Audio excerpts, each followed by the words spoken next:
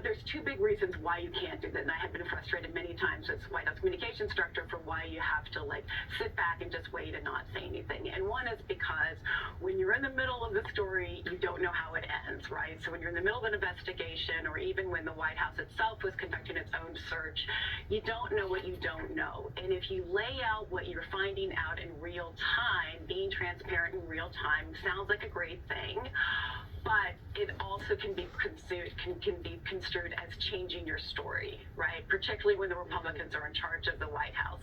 In charge of Congress.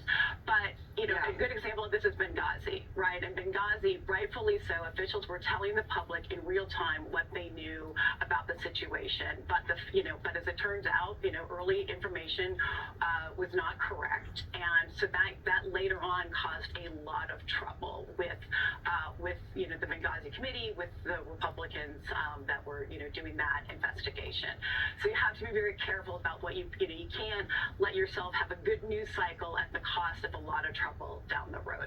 And the second reason why the White House has to be careful about what they're putting in the public domain, and this is even more important, is you can't look like you're trying to litigate in the court of public opinion materials, information that the Justice Department is going to consider in its own investigation.